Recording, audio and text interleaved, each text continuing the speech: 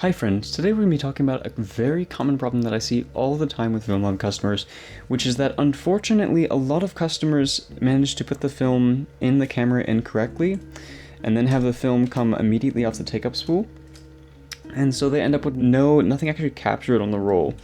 So today I'm going to be showing you guys how to load a Canon Ae-1 or a similar manual camera properly.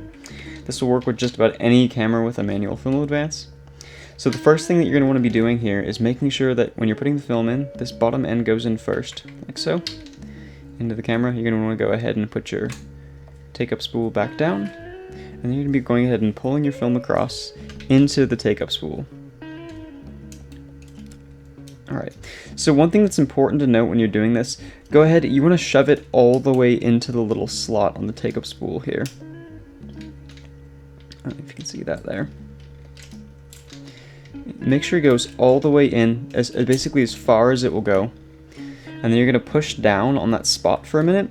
You're going to want to make sure that this film is over these little gears here when it's doing it. And you're going to put your thumb right here over this area so that you put pressure down on it. You might need to fire the shutter first. And make sure to kind of help it along here.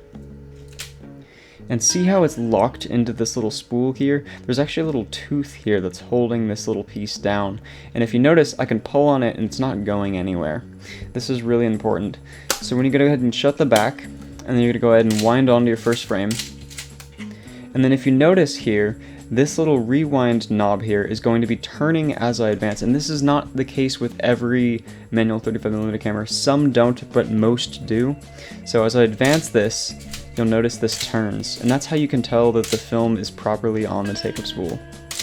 Okay, the second part of this will be unwinding the film. So as you can see, we're on frame 24. This means that we're at the end of this 24 exposure roll. Some cameras you can get 25 out. You don't want to push your luck though. So what I'd usually do is I'd recommend advancing to that 25th frame and then taking your shot. And then after you've taken that 25th photo, you're going to go ahead and immediately, instead of trying to advance it again, just push your rewind button here, and you're going to want to hold this down as you're doing this so that you can rewind this properly.